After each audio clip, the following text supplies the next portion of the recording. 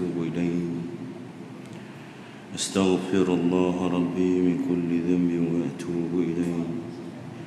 أستغفر الله ربي من كل ذنب وأتوب إليه. لا حول ولا قوة إلا بالله العلي العظيم. لا حول ولا قوة إلا بالله العلي العظيم. لا حول ولا قوة إلا بالله العلي العظيم. السلام عليكم ورحمة الله وبركاته. الحمد لله رب العالمين وبه نستعين، والصلاة والسلام على أشرف الأنبياء والمرسلين وعلى آله وصحبه أجمعين ومن تبعهم بإحسان إلى يوم الدين. قال رب اشرح لي صدري ويسر لي أمري واحلل عقدة من لساني يفقهوا قولي. InsyaAllah kita sama-sama bersalawat ke atas junjungan besar Nabi Muhammad sallallahu alaihi wasallam. Sallallahu rabbuna ala nuril mubin Ahmad al-Mustafa Sayyidil Mursalin. Sallallahu rabbuna ala nuril mubin Ahmad al-Mustafa Sayyidil Mursalin. Sallallahu rabbuna ala nuril mubin Ahmad al-Mustafa Sayyidil Mursalin. Sallallahu rabbuna ala nuril mubin Ahmad al-Mustafa Sayyidil Mursalin. Alhamdulillah hamdan kathiran tayyiban mubarakan fihi rabbi yasir wa a'in ya karim. وافتح بالحق وأنت الفتاح العليم يا فتاح يا عليم. افتح علينا فتحا مجيبا يا فتاح يا عليم. افتح علينا فتحا قريبا يا فتاح يا عليم. افتح علينا فتحا مبينا. الحمد لله الواحد الجواد الواحد القهار الواحد الحنان والمنان الذي قد بعث محمدا خاتم أنبيائه صلى الله عليه وسلم برسالته خير أمة أخرجت للناس تأمرون بالمعروف وتنهون عن المنكر وتؤمنون بالله واليوم الآخر. اللهم بشرنا بإحسانك في الدنيا رؤيا سيدنا محمد صلى الله عليه وسلم، ووف لنا بجودك يوم القيامة لقيا سيدنا محمد صلى الله عليه وسلم، وارزقنا بعفوك يوم النشور شفاعة سيدنا محمد صلى الله عليه وسلم. اللهم اجعلنا من الجنة بفضلك وكرمك يا أرحم الراحمين. اللهم وفقنا لمرضاتك وثبتنا على دينك. آمين آمين آمين يا رب العالمين. أما بعد. Alhamdulillah, pertama sekali marilah kita sama-sama memanjatkan syukur kehadrat Allah Subhanahu wa taala. Dengan limpah dan izinnya Allah Subhanahu wa taala memilih kita dan meletakkan kita di dalam taman daripada taman syurga. Salawat dan salam ke atas junjungan besar Nabi Muhammad sallallahu alaihi wa alihi wa sahbihi wa baraka wasallam. Hadirin hadirat, mukminin mukminat yang dirahmati Allah, satu perkara yang kita selalu ingat dan pesanan Nabi sallallahu alaihi wasallam, dalam perkara apapun yang kita buat, kata Nabi sallallahu alaihi wasallam, Hadis yang diriwayatkan oleh Anas bin Malik radhiyallahu anhu. Qala Rasulullah sallallahu alaihi wasallam, la ta'jizu fi ad-du'a fa innahu lan yahlika ma'a ad-du'a'i ahad. Kata Nabi sallallahu alaihi wasallam, la ta'jizu fi ad-du'a. Jangan kamu ini, kata Nabi sallallahu alaihi wasallam, lemah untuk berdoa, malas untuk berdoa. Bahasa kita ni penyegan, nak berdoa ni penyegan. Lepas semayang bangkit begitu ya. Nak makan malas doa, nak tidur malas doa. Berapa kali dah kita tidur sejak kita sedang lah, no? Sejak kita sedang kita tidur, berapa kali lah kita tidur, dan hanya beberapa kali kita baca doa. Nak ingat waktu mana kot ada tamrin ke buat di masjid, tidur di masjid, dia peringat dalam program tu baru tidur, no? Baru tidur dalam keadaan baca doa. Bangkit tidur selalunya kerap kali je kalau ada orang yang nak tidur baca doa, kadang-kadang bangkit tidur tu tak teringat untuk baca doa. Ramai orang tak ingat untuk baca doa ketika jaga daripada tidur. Sebab itulah baginda Nabi SAW berpesan, la ta'jizu fid du'a, jangan kamu lemah, jangan kamu malas untuk berdoa.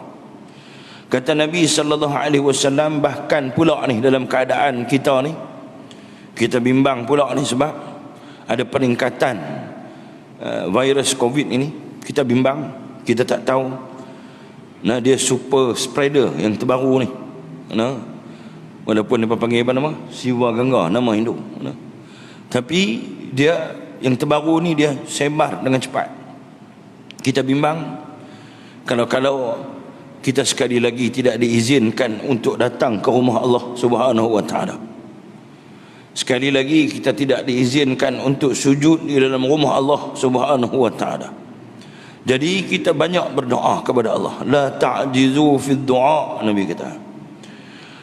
Nabi sallallahu alaihi wasallam sebut, lan yahlika ma'a du'a'i ahad fa innahu, kata Nabi SAW, maka sesungguhnya, fa innahu, dah Nabi sebut maka, innahu pula, sesungguhnya, lan yahlika ma'a du'a, sekali-kali tidak akan celaka orang yang bersama-samanya doa. Maksudnya kita nak buat apa pun kena berdoa, nak berjalan berdoa, naik kenderaan berdoa, nak buat apa pun.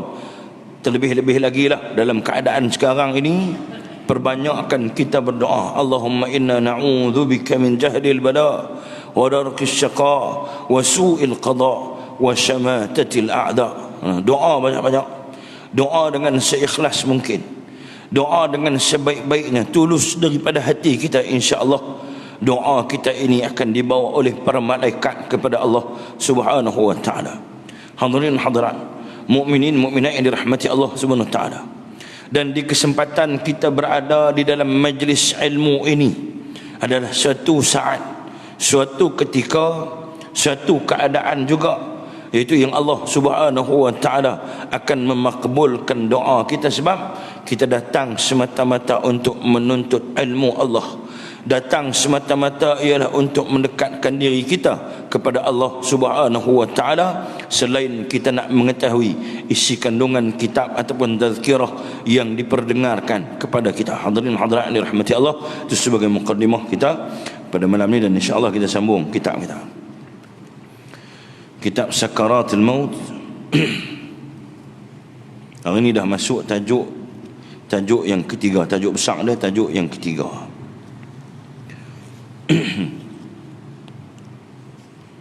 Itu muka surat 51. Qala al-musannif rahimahullah wa nafa'na bi'ulumihi wa asrarihi wa anwarihi fi darain thumma amin amin ya rabbal alamin, amma ba'd. Saat anda dibaringkan dalam liang kubur, ni tajuk dia, saat kita ini dibaringkan di dalam liang kubur. Itu bila kita mati, baik tahu mana kita, segak tahu mana kita, berguna tak berguna kepada masyarakat, kalau sekiranya telah datang kematian kepada kita, Nah, pada ketika itu tidak ada siapa pun akan taruh kita. Nah, hospital pun dia tak taruh lama sangat. Sampai ketikanya kita akan dikuburkan. Nah, kita akan dikuburkan.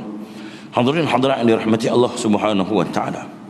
Itu dimulakan kitab ini pula pada tajuk yang ketiga ini, iaitu segala puji bagi Allah. Segala puji bagi Allah Subhanahu wa taala. Nah, yang kita duk baca selalulah alhamdulillahi rabbil alamin. Nah, subhanallah, maha suci Allah. Segala puji bagi Allah Subhanahu wa taala. Segala puji bagi Allah Subhanahu wa taala itu tidak sama puji kita kepada makhluk, tidak sama puji kita kepada manusia. Segala puji maksudnya terhimpun bagi Allah Subhanahu wa taala. Segala puji-pujian itu hanyalah sebaiknya hanya kepada Allah Subhanahu wa taala. Kita puji Allah Subhanahu wa taala akan bertambah takwa kita kepada Allah. Kita puji Allah Subhanahu wa taala, makin dekat kita dengan Allah Subhanahu wa taala. Kita puji Allah Subhanahu wa taala, makin ditinggikan tingkatan syurga. Kita puji Allah Subhanahu wa taala, ada tempat di sisi Allah Subhanahu wa taala. Sebab itulah ada daripada kalangan orang-orang yang Allah Subhanahu wa taala perkenankan doanya. Antaranya siapa? Antaranya Asiah, isteri Firaun. Ketika Allah Subhanahu wa taala mengujinya, nak dibunuh oleh Firaun, itu suaminya sendiri. Pada ketika itu tiada hijab dia dengan Allah Subhanahu wa taala. Sebab walau dalam keadaan begitu dia memuji Allah Subhanahu wa taala, dan apabila dia mendongak ke langit, Allah Subhanahu wa taala telah membukakan ruang ataupun dimensi langit sehingga dia boleh melihat tempatnya di sisi Allah, dan tersenyumlah Asiah sebelum wafat pada ketika itu. Begitulah juga kita ini yang sentiasa mengharapkan bantuan Allah, ihsan Allah Subhanahu wa taala. Jadi dengan kita memuji Allah, mudah-mudahan disediakan tempat yang baik di sisi Allah Subhanahu wa taala. Sebab itulah di dalam hadis Nabi sallallahu alaihi wasallam menyebut, siapa yang sering menyebutkan perkataan alhamdulillah, iaitu segala puji bagi Allah Subhanahu wa taala, alhamdulillah, kemudian sebut lagi puji kepada Allah, malaikat akan diperintahkan oleh Allah untuk membina istana, membina rumah di dalam syurga Allah Subhanahu wa taala, yang dinamakan rumah tersebut, istana tersebut, Baitul Hamd, iaitu rumah yang dibina bagi orang yang mengucapkan kalimah alhamdulillah. Panjanglah cerita tu. Dan kemudian semata salawat dan salam sentiasa terlimpah atas yang tiada nabi sesudahnya, itu khatamun nabiyyin, ana khatamun nabiyyin la nabiyya min ba'di, kata Nabi SAW. Nabi kata, aku adalah nabi yang terakhir, penutup kepada segala nabi, dan tidak ada lagi nabi selepasku. Nah, Nabi Isa Al-Masih Ad-Dajjal pun esok ni dia turun, dia akan bawa syariat Nabi Muhammad SAW. Dia akan meneruskan syariat Nabi Muhammad. Dia tak bawa syariat dia, nah, syariat yang telah diberikan kepadanya, tapi dia dibawa syariat yang telah ditinggalkan oleh Nabi Muhammad sallallahu alaihi wasallam. Jadi salawat dan salam sentiasa terlimpah. Bila cerita tentang salawat ni, ingat Nabi sallallahu alaihi wasallam berpesan, apabila orang bertanyakan kepada Nabi, sahabat bertanya kepada Nabi, ya Rasulullah, siapakah golongan yang layak untuk mendapat syafaatmu ya Rasulullah? Kata Nabi SAW, yang pertamanya orang yang mereka ini mendengar seruan azan. Man sami'al azan, siapa yang mendengar azan dan iqamah, kemudian mereka menjawabnya. Mereka ini berhenti bercakap hal-hal dunia, mereka berhenti dan kemudian mereka menjawab azan. Kan dengar orang azan, dia jawab Allahu Akbar, Allahu Akbar, asyhadu an la ilaha illallah, asyhadu anna Muhammadar Rasulullah, dia jawab. Dia jawab azan, dia jawab iqamah, kemudian disambung dengan Allahumma rabba hazihi da'wati tammati wassalatul qa'imah ati sayyidina Muhammadan al-wasilata wal fadilah wasyarafa wad darajatal 'aliyatar rafi'ah wa ba'athu maqaman mahmudan alladhi wa'ada innaka la tukhliful mi'ad. Ketika dia menyebutkan, dia minta kepada Allah, orang yang berdoa ni minta kepada Allah supaya ditinggikan kedudukan Nabi Muhammad sallallahu alaihi wasallam yang telah begitu tinggi, maka pada ketika itu orang ini layak untuk mendapat syafaat Nabi sallallahu alaihi wasallam. Maqaman mahmudan alladhi wa'addah, iaitu tempat yang terpuji yang telah engkau janjikan. Kita minta lagi kepada Allah. Sebab tu penting doa ni. Siapa yang baca doa ni sebelum tu dia jawab azan dan dia jawab iqamah, maka dia layak untuk mendapat syafaat Nabi SAW. Ada orang tak layak dapat? Ada. Jadi orang yang layak dapat syafaat Nabi, orang yang jawab azan, jawab iqamah, dan kemudiannya dia baca doa tadi. Kemudian yang kedua, kata Nabi SAW, orang yang mereka ini mengikuti jenazah, mengiringi jenazah, dan kemudiannya bukan takat iring jenazah, dan dia solat untuk jenazah tersebut. Kata Nabi SAW, orang ini layak untuk mendapatkan syafaatku, kata Nabi SAW. Dan dia mendoakan baik-baik untuk jenazah tersebut, doa yang baik-baik untuk jenazah tersebut. Jadi dia ni ambil peluang, bukannya pergi sembahyang jenazah tu pasal lain, pasal lain. Jadi kalau ada pasal lain pun dia kena ikhlas. Wa ma umiru illa liya'budullah mukhlishina lahuddin. Ingat, kita kena sentiasa ikhlas dalam apa juga yang kita lakukan. Tuan-tuan muslimin muslimat dirahmati Allah, itu yang kedua. Yang ketiganya, kata Nabi sallallahu alaihi wasallam, orang yang paling layak untuk mendapat syafaatku, ditanya oleh Abdullah bin Mas'ud. Abdullah bin Mas'ud tanya, ya Rasulullah, siapakah yang paling layak untuk mendapat syafaatmu ya Rasulullah? Kata Nabi SAW, orang yang paling banyak berselawat ke atasku, inilah orang yang paling layak untuk mendapat syafaatku. Jadi tiga golongan yang disebutkan oleh Nabi SAW. Banyak lagi golongan-golongan lain yang disebutkan oleh Nabi, tapi dalam hadis ini disebutkan tiga ni. Jadi kita ambil pengajaran, kita jadi salah satu ataupun ketiga-tiga daripada yang disebutkan oleh baginda Rasulullah SAW. Jadi kita ambil kesempatan bersolawat kepada Nabi SAW, terutamanya bila kita berada di dalam majlis, dengar nama Nabi SAW, dengar nama Nabi Muhammad sallallahu alaihi wasallam. Kalau duduk dalam keadaan biasa, tak selawat kat Nabi. Kita naik kenderaan, berapa kali kita ingat nak selawat dekat Nabi? Kita pergi makan, lagi tak ingat dekat Nabi. Tambah ada bubuh pula kambing bakar, lupa gitu je. Lupa macam tu je. Makan kenyang lagi duduk sandang, lupa macam tu je. Tambah-tambah kita duduk seorang, ada handphone, main handphone, lupa nak selawat dekat Nabi. Sekurang-kurangnya kita duduk dalam rumah Allah, dan kadang boleh start hari ni dah esok Jumaat. Esok Jumaat, daripada hari ni start elok dah. Kita bersolawat banyak-banyak ke atas Nabi Muhammad sallallahu alaihi wasallam. Dan kemudiannya, aku bersaksi bahawa tiada Tuhan yang berhak disembah melainkan Allah. Ini syahadah lah. Ini syahadah. Dia karang kitab ni, dia nak ajak kita supaya kita ini sentiasa memperbaharui syahadah. Kita sentiasa memperbaharui syahadah kita. Hal yang kita duk baca dalam semayang tu, satulah yang kita perbaharui syahadah dalam keadaan biasa ni. Jadi dengan kita baca kitab ni, dia ajak kita untuk memperbaharui syahadah. Aku bersaksi bahawa tiada Tuhan yang berhak disembah melainkan Allah. Bila tengok kepada perkataan ini yang selalu kita disebut, asyhadu an la ilaha illallah, ataupun la ilaha illallah, aku bersaksi bahawa tiada Tuhan yang berhak disembah melainkan Allah. Dalam Al-Quran, Allah Subhanahu wa ta'ala telah menurunkan 57 ayat. 57 ayat berkaitan dengan syahadah, berkaitan dengan perkataan la ilaha illallah Muhammadur Rasulullah. Berkaitan dengan ayat syahadah ini ada 57 ayat. Salah satunya, a'udzu billahi minasyaitonir rajim, fa'lam annahu la ilaha illallah, fa'lam annahu la ilaha illallah, maka ketahuilah, fa'lam annahu, sesungguhnya, la ilaha illallah, tiada Tuhan yang layak disembah melainkan Allah. Tuan-tuan, ini kalimah yang sangat besar. Di dalam hadis Nabi sallallahu alaihi wasallam, Allah Subhanahu wa ta'ala, Nabi sallallahu alaihi wasallam sebut, Allahumma waffiqna limardatika wa thabbitna ala dinika, amin amin ya rabbal alamin. Ya Allah, Allahumma wafiqna limardhatika.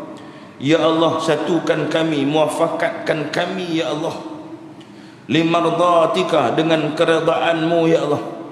Wa thabbitna, dan sabitkanlah kami, tetapkanlah kami di dalam agamamu. Ini untuk apa? Untuk kita kuat menyebutkan kalimah la ilaha illallah. Dalam ayat yang lain, yuthabbitullahu alladhina amanu bil qawli thabit. Al qawlu thabit itu ialah kalimah la ilaha illallah. Walaupun tersembunyi di situ, tak disebut di situ kalimah la ilaha, tak ada di situ. Yuthabbitullahu alladhina amanu bil qawli thabit fil hayati dunya fil akhirah.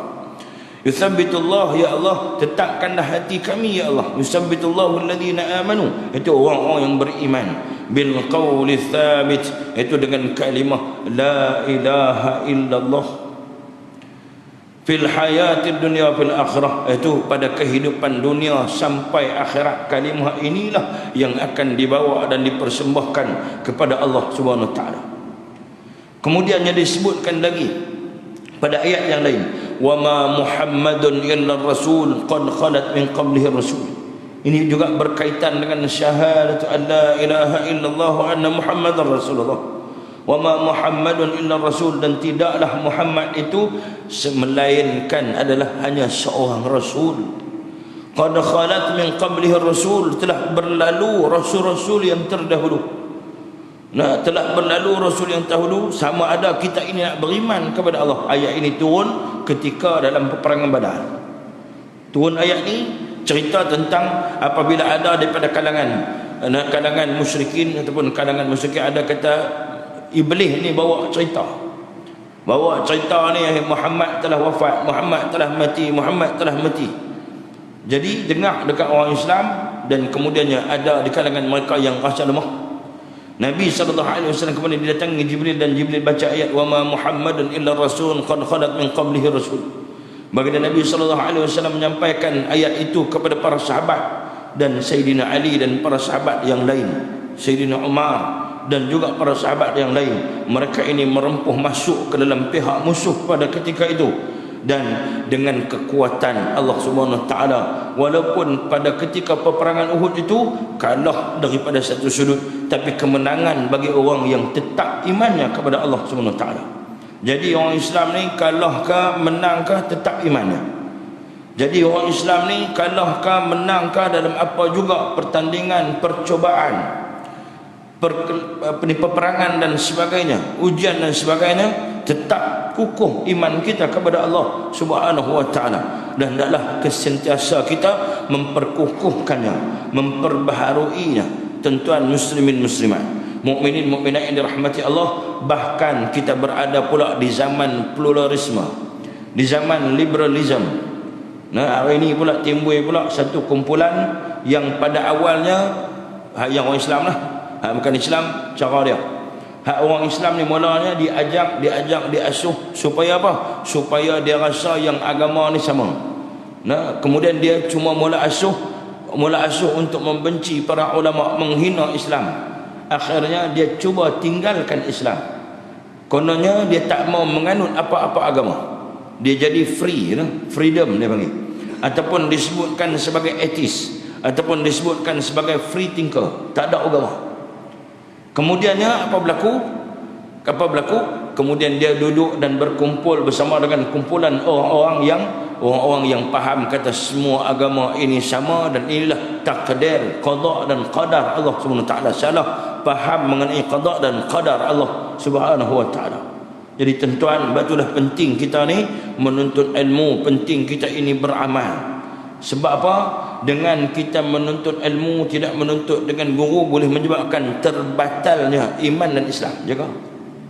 Nah, kemudian mengaji ikut-ikutan lagu tu saja, tak baca, tak berguru, akhirnya pembacaan kita, pemahaman kita salah, sesat, boleh membatalkan iman dan Islam kita. Nah, jadi yang membimbangkan dan berlaku di dalam masyarakat kita hari ini, dah ada kumpulan-kumpulan yang diwujudkan dan dilahirkan. Mereka ini faham bahawa semua agama sama. Semua agama sama, semua agama buat baik, semua agama sama. Jadi dia meletakkan Islam dan agama lain sama taraf. Tak boleh macam tu lah. Islam, agama yang tinggi. Al-Islam ya'lu wa la yu'la alaih. Islam ni paling tinggi. Tidak ada yang boleh mendahuluinya dan tinggi daripada dia. Jadi tuan-tuan muslimin muslimat ni rahmati Allah. Dan kemudiannya disebutkan lagi, Allahu la ilaha illa huwal hayyul qayyum. Allah la ilaha illa huwal hayyul qayyum. La ilaha illa, tidak ada Tuhan yang layak disembah melainkan Allah. Itu Tuhan yang hidup, Tuhan yang maha berdiri, Tuhan yang maha tinggi, Allah Subhanahu wa taala. Jadi kita ni tuan-tuan kena yakin sungguh-sungguh.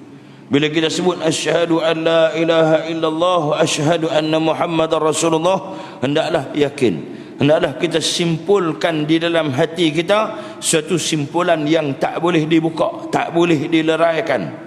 Itu dipanggil aqaidul iman. Hendaklah kita simpul di dalam hati kita yang tak boleh diceraikan, yang tak boleh digugat dengan apa juga ideologi, apa juga serangan, ataupun dipanggil ghazwatul fikr, apa sahaja serangan pemikiran mai dekat kita, tidak boleh menggugat iman kita kepada Allah Subhanahu wa taala. Dan seterusnya. Itu kalau ikut kena mengaji ilmu tauhid tuan-tuan, cari jalan mengaji ilmu tauhid. Dan kemudiannya, dan aku bersaksi, dan aku bersaksi bahawa Muhammad sallallahu alaihi wasallam adalah hamba dan utusannya. Nabi Muhammad itu utusan Allah. Kita kena yakin, walaupun kita tak nak jumpa Nabi, kita kena yakin bahawa hadis yang ditinggalkan itu adalah hadis-hadis Nabi SAW. Kita yakin bahawa Al-Quran yang ada dekat kita, yang kita duk baca lah ni melalui Nabi sallallahu alaihi wasallam, Nabi sebagai utusan Allah Subhanahu wa taala. Dan Allah mengutusnya sebagai pemberi petunjuk. Nabi ini sebagai hudan wa busra. Nabi sebagai pemberi petunjuk. Hudan wa busra. Hudan lil muttaqin, petunjuk bagi orang yang bertakwa. Nak ajak orang jadi orang yang bertakwa kepada Allah. Sebab itulah Nabi sallallahu alaihi wasallam disebut sebagai wabasyiris sabirin. Wabasyiris sabirin itu kabar gembira bagi orang yang sabar. Itu pemberi khabar gembira bagi Nabi SAW. Nabi cerita tentang syurga, keindahan syurga Allah. Nabi cerita tentang syafaat Nabi SAW. Nabi cerita ada golongan yang mereka ini telah dihisap oleh Allah Subhanahu wa taala. Ada beberapa golongan esok ni sampai di mahsyar, ada daripada kalangan mereka yang tak dihisap masuk surga terus. Ada orang kata nabi-nabi dan rasul pun dihisap. Ini adalah golongan istimewa yang Allah Subhanahu wa taala pilih. Allah Taala ni dia pilih orang yang nak dihisap ataupun tidak, bukannya nanti di mahsyar tu. Ni di dunia lagi Allah sudah sedang memilih.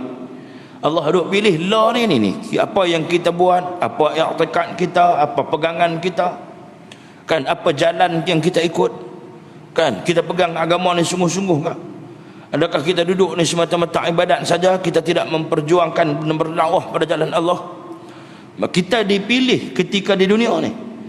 Bukannya kata atuk atas dunia ni buatlah ikut suka, esok ni masuk dalam kubur, di padang mahsyar buat muka sedih esok. Sampai di padang mahsyar buat muka sedih, buat muka kesian esok ni. Dia bukan macam tu. Kita dipilih ketika di dunia lagi. Dipilih oleh Allah Subhanahu wa taala ketika di dunia nanti. Dan Nabi SAW dah memohon kepada Allah. Sekarang ini sedang dimasukkan nama-nama orang yang akan dihisap oleh Allah dan orang yang terlepas daripada hisap. Itu 70,000 orang umat Nabi Muhammad SAW. Mereka ini masuk surga tanpa hisap dan ditinggikan tempat mereka di dalam surga. Kemudian golongan yang kedua, mereka ini dihisap. Setelah dihisap dan mereka ini lepas akan hisap mereka, nak masuk surga, mereka minta syafaat Nabi SAW. Ya Rasulullah, minta kepada Allah. Sebab tu golongan level pertama masuk dah, tentulah mereka ni Jannatul Firdaus. Sebab itulah Nabi SAW pesan, kalau kamu nak minta kepada Allah, mintalah yang tinggi-tinggi, yang besar-besar. Bukan minta rumah besar, bukan minta kereta besar. Kita minta Jannatul Firdaus. Mintalah surga Firdaus, kata Nabi. Minta besar. Kita ada minta tak tuan-tuan? Minta masuk surga, ya Allah, Ya Allah, Allahumma ja'alna minal jannah. Jannah, dia minta jannah. Ya Allah, jadikanlah kami daripada penghuni syurga, pemilik syurga, penduduk syurga, ya Allah. Tanam dalam hati kita bukan syurga biasa, ya Allah. Kami nak minta jannatil firdaus. Barulah kita ada semangat untuk melakukan kebaikan, melakukan taqarrub ila Allah, mendekatkan diri kepada Allah, sebab nak dapatkan syurga Allah Subhanahu wa taala, syurga jannatul firdaus. Nah, minta macam tu. Minta besar-besar. Nah, takkan kita biar Tok Imam je minta besar-besar. Kita pun sama lah, no? Kan? Tok Bilal ke, Tok Siak ke, siapa ke, minta kepada Allah. Siapa pun kita, dia kata saya ni ustaz kerja biasa saja, bukan Tok Imam, saya engineer saja ya. Bukan reti jadi imam ni.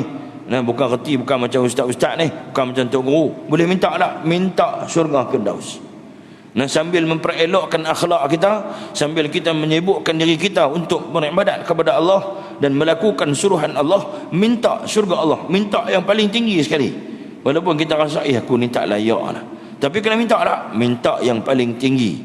Nak yang paling tinggi sekali untuk daripada Allah Subhanahu Wa Taala. Kita minta dekat orang payah bagi. Kita minta kepada Allah Subhanahu Wa Taala, maha luasnya pemberian Allah Subhanahu Wa Taala. Hadirin hadirat mukminin mukminat yang dirahmati Allah Subhanahu Wa Taala, jangan kita segan nak minta kepada Allah. Jadi Nabi adalah pemberi khabar gembira. Kemudian yang ada daripada kalangan kita yang dihisap, dan kemudian ada di kalangan kita yang dihisap. Kemudiannya tengok-tengok berat belah maksiat. Datang Nabi SAW memberikan syafaat pertolongan masuk surga. Ada satu kumpulan lagi yang dihisap kemudian tak lepas, sehinggalah mereka ini dimasukkan ke dalam neraka. Nabi SAW bersujud kepada Allah. Ni Nabi ni, yang kita ni kalau kita betul-betul tahulah apa Nabi buat, apa yang Nabi duk buat sebelum ni, apa yang Nabi minta kepada Allah, kita akan jadi orang yang paling sayang kepada Nabi SAW. Nabi esok-esok ni sujud kepada Allah, sehinggalah Allah kata, wahai hambaku, angkatlah kepalamu, ya Allah, selamatkanlah hambaku yang imannya sebesar buah kurma. Pada ketika itu Allah Subhanahu Wa Taala pun mengeluarkan orang yang telah masuk ke dalam neraka, yang telah diazab di dalam neraka, dibersihkan dan dimasukkan ke dalam syurga. Kemudian Nabi SAW sujud lagi. Sujud Nabi SAW sehinggalah Allah Subhanahu Wa Taala kata, wahai hambaku, angkat kepalamu, irfa' ra'sak, angkat kepalamu. Dan panggung saja Nabi SAW, ya Allah, keluarkanlah umatku yang imannya sebesar biji sawi. Tu dia tuan-tuan, sayang kat kita ni, kita buat lebih kurang ya. Nah, hidup tak mau ikut Nabi. Nah, hidup ikut orang putih, ikut barat, ikut orang-orang bukan Islam. Pakaian nak ikut orang bukan Islam, tidur nak ikut orang bukan Islam. Nah, apa pun pergi musafir ikut cara orang bukan Islam. Duk kok ni elok pakai lebay, pergi musafir bawa selak pendek, baju singlet. Nah, tak ikut cara Islam. Tengok Nabi SAW punya sayang kasih kat kita umat dia. Nah, tuan-tuan yang dirahmati Allah, apa kita pernah bagi kat Nabi? Kita bagi hadiah kereta kat Nabi? Kita bagi rumah kat Nabi? Kita pernah bagi apa dekat dia? Nabi SAW hanya minta kita berselawat sahaja ke atasnya. Nabi SAW, kalau kita tak selawat tinggi kat tempat Nabi, maqaman mahmudan alladhi wa'addah, Allah Subhanahu Wa Taala dah janji dekat Nabi SAW bahawa tempat Nabi paling tinggi, paling mulia. Jadi Nabi SAW, kalau kita ni duk buat action, tak mau selawat dekat Nabi, tak mau ingat dekat Nabi, tak mau puji Nabi SAW, tidak akan menjejaskan sifat Nabi, tidak akan menjejaskan kemuliaan yang Allah berikan kepada baginda Nabi SAW. Jadi tuan-tuan yang dirahmati Allah, jadi mintalah kepada Allah Subhanahu Wa Taala. Dan kemudiannya Nabi sujud lagi. Ketika sujudnya Nabi SAW, setelah keluarlah orang yang sebesar, imannya sebesar biji sawi keluar.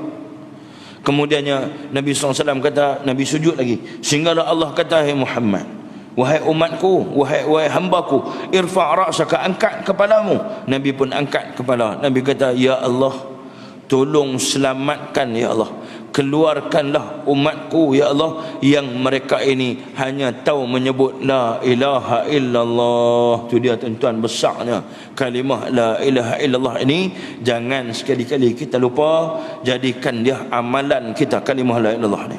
Nah, sebutlah la ilaha illallah. Yang sebut la ilaha illallah, maka Allah Subhanahu wa taala keluarkan orang yang menyebutkan kalimah la ilaha illallah. Sebab tu kita tuan-tuan kena berhati-hati dan waspada dalam hidup ini. Kena waspada dalam hidup, jangan kita buat benda yang dilarang oleh Allah. Hari ini yang dibuat oleh orang kita, orang Islam, kadang-kadang tidak ada panduan daripada agama dan tidak berhati-hati di dalam percakapannya. Saya bagi contoh, ada orang yang tidak berhati-hati dengan percakapannya sehingga dia kata Nabi adalah seorang pelarian. Tak boleh. Saya bagi contoh saja. Saya bagi contoh orang yang kata Nabi pelarian. Kena berhati-hati.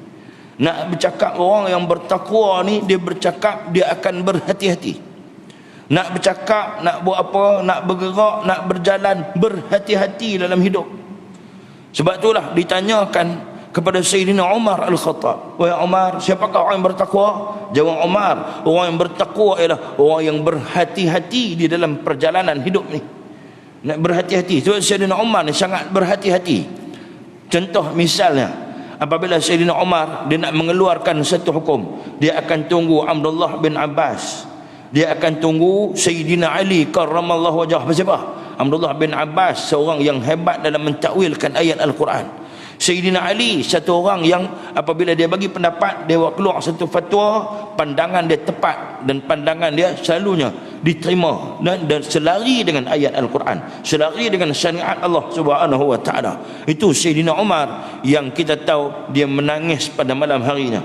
Sayyidina Umar tidak akan ubah bacaan Al-Qurannya sehingga dia melaksanakan ayat yang dia baca. Nak abang kata hebat tak iman dia? Hebat. Sayyidina Umar Al-Khattab yang Nabi SAW bagi jaminan. Nabi kata apa? Kalau sekiranya ada Nabi lagi selepas ni, Umar akan jadi Nabi. Kalau ikutnya, hebatlah dia. Tapi dia pun berhati-hati dalam hidup. Ni dak bercakap ikut dan tak berhati-hati dengan cakap kita, dengan mulut lidah kita, dengan perbuatan kita. Dengan perbuatan kita, dengan apa lagi?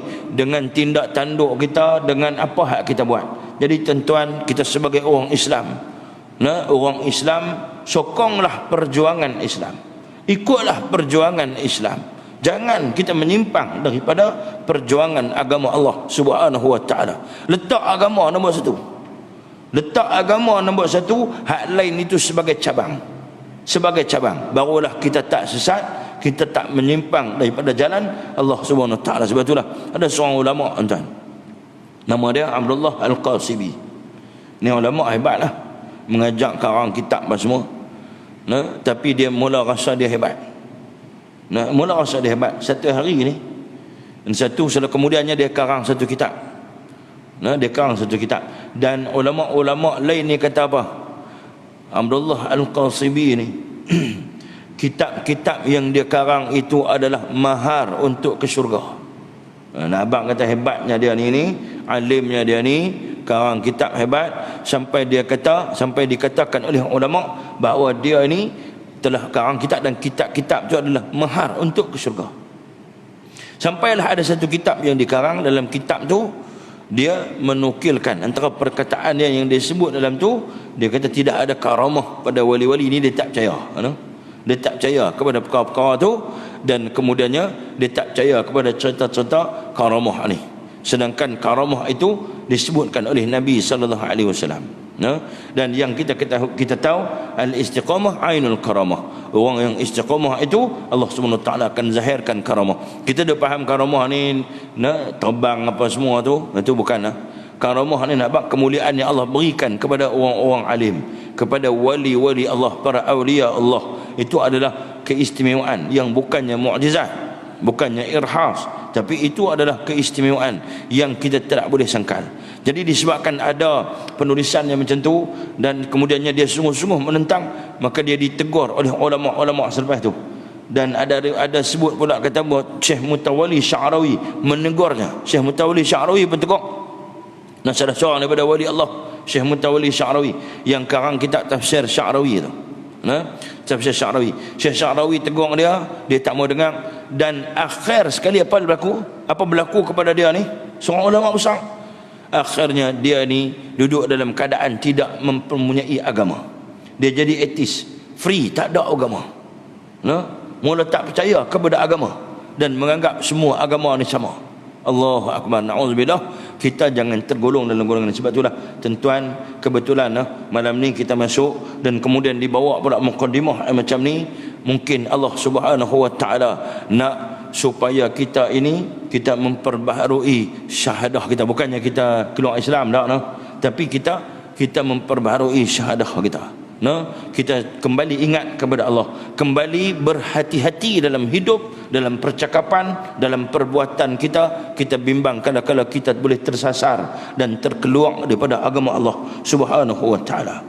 Dan kemudian disebutkan lagi, iaitu pemberi peringatan. Nabi sallallahu alaihi wasallam sebagai pemberi peringatan. Sebab itulah bila Allah perintahkan kepada Nabi, wa anzir ashiratakal aqrabin, Muhammad, beri peringatan kepada ahli keluarga yang terdekat dengan kamu.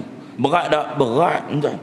Kita ni ada kawan baik, tiba-tiba kawan baik kita ni buat salah, yang kita tahu kalau kita pi nasihat dia, tegur dia, pecah, tak kawan dah kita. Pi nasihat saja, pakai tak kawan, pakai putih sahabat, pakai dia maki kita. Agak-agak kita pi tak? Kita tak pi dah kalau kita ni pasal nak jaga hubungan. Boleh dia duduk bawa kita ronda, berjalan-jalan sikit. Boleh duduk jadi kawan, minum teh dengan kita, pakai putih terus. Tapi Nabi sallallahu alaihi wasallam macam tu dah.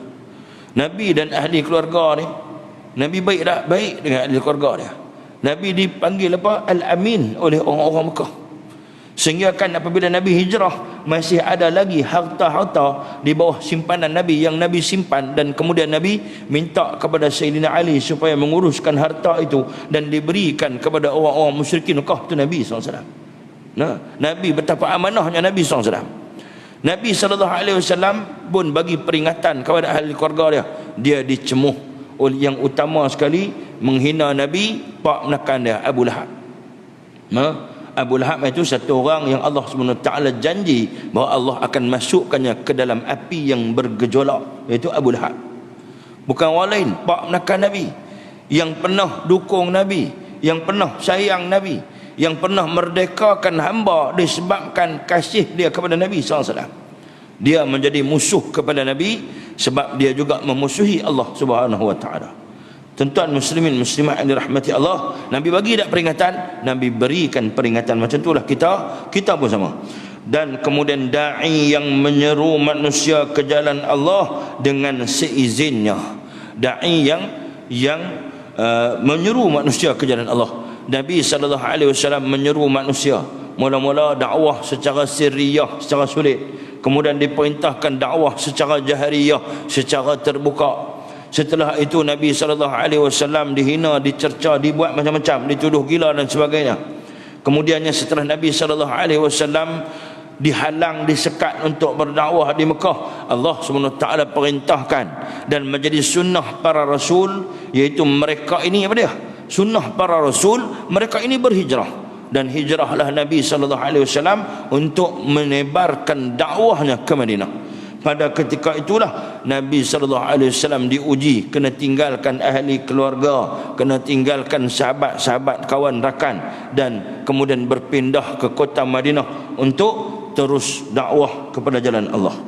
Dan sebagai pelita yang menerangi Nabi SAW daripada batang tubuh Nabi ataupun fizikal Nabi, fizikal Nabi itu pun Nabi SAW peribadi diri Nabi itu sendiri dah bercahaya.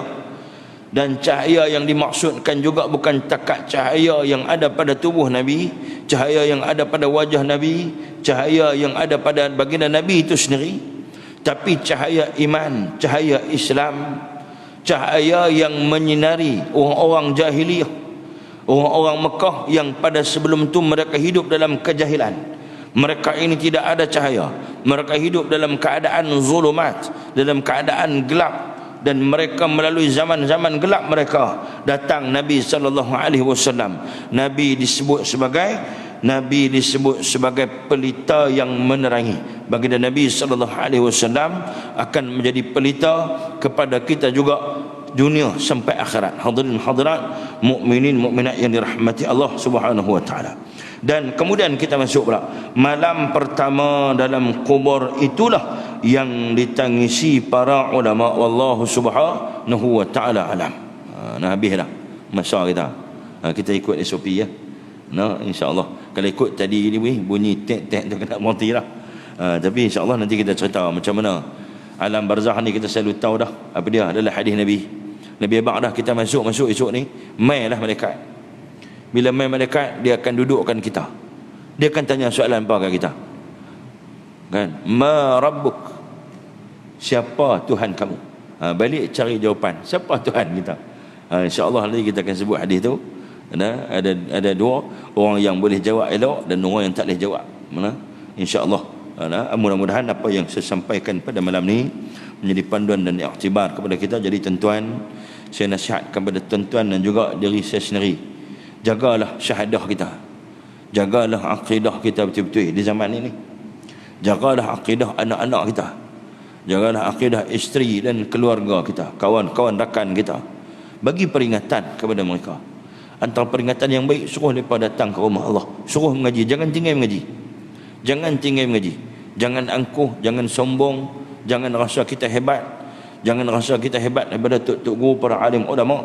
Biar kita merendah diri, kita mengaji, takwa kepada Allah, khudu' kepada Allah, khusyuk kepada Allah Subhanahu wa taala. Insya-Allah kita akan terselamat daripada kesesatan yang amat membimbangkan di zaman kita ini. Sangat banyak fitnah yang masuk, terutamanya melalui media-media yang ada di tangan kita, yang kita boleh lihat, yang kita boleh baca. Sekian, billahi taufiq wal hidayah. Assalamualaikum warahmatullahi wabarakatuh. A'udzu billahi minasy syaithanir rajim. Bismillahirrahmanirrahim. Allahumma faqihna fid din wa 'allimna bita'wil wahdina siratakal mustaqim. Allahumma inna na'udzu bika min jahlil bala wa darqis syaqa wa su'il qada wa shamatatil a'da. Allahumma faqihna fid din wa 'allimna bita'wil wahdina siratakal mustaqim. Walhamdulillahi rabbil alamin. Amin. Taqabbalallahu minkum. Kita sudahi majlis kita dengan tasbih, kafarah dan suratul Asr. Asyhadu an la ilaha illallah.